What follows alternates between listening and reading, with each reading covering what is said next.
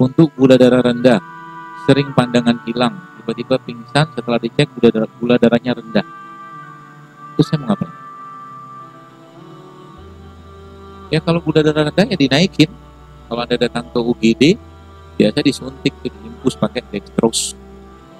Jadi kalau Anda ada kondisi emergensi, ya nggak apa-apa, pergilah ke rumah sakit.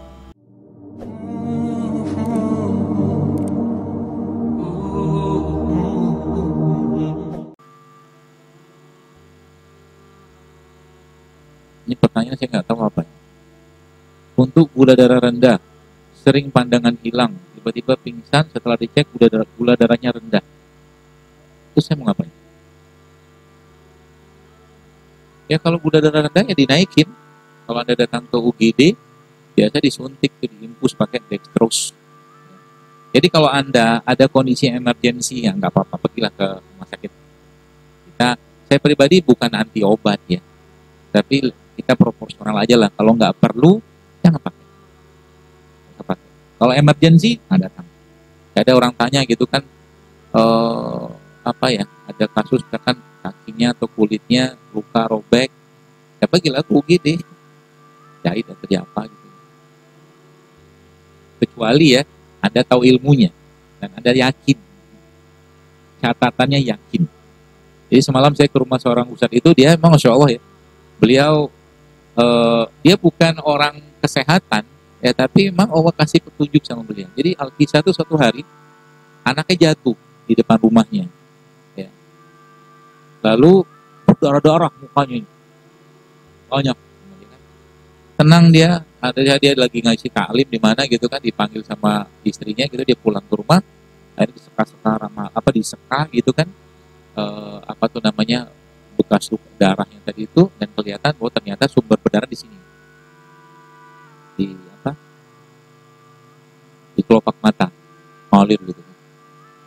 Nah, subhanallah begitu ya, Allah memberikan petunjuk pada orang beriman itu begitu ya. Dan baru tadi malam saya ceritakan itu manfaat yang antum kerjakan itu sebelum luar biasa itu. Jadi dia ambil kayak kain lap gitu kan, kain lap seperti itu yang nyerap, lalu kain lap itu sama dia dimasukin ke dalam es ya. Lalu kain lap itu setelah masukin es dikasih madu, tempelin sini. Wah, itu saya bilang teknik yang paling bagus untuk menghentikan perdarahan, dia bilang gitu. Begitu orang beriman. Jadi jangan khawatir Bu sekalian ya.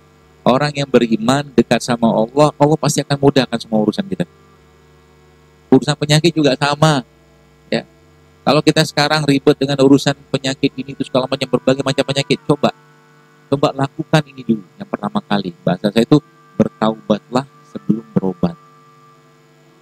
Bertaubatlah, karena memang penyakit itu gampang banget diobati. Kalau kita serahkan kepada Allah. Yang jadi masalah jangan zaman sekarang itu orang semua telan semua kata-kata di luar. Ini Pak Bu, nggak ada obatnya. Pak Bu harus makan obat seumur hidup. Sedangkan kata Rasulullah apa? Likulli da'in dawa'un. Setiap penyakit itu pasti ada obat. Hanya 2 penyakit nggak bisa diobati, yaitu apa? Mati sama pikun. Hanya itu. Lain ada obatnya. Cuman manusia nggak tahu aja. Jadi kalau saya sih ya, kalau kita mungkin ya, ketika ada satu penyakit yang mungkin sains ya, ilmu pengetahuan sini mengatakan tidak ada obatnya, Allah nggak kasih tahu sebenarnya. Karena semua penyakit kata Rasulullah ada obatnya. Ada yang Allah kasih tahu, ada yang tidak. Dan yang diberitahu itu siapa? Orang-orang diberi petunjuk sama Allah.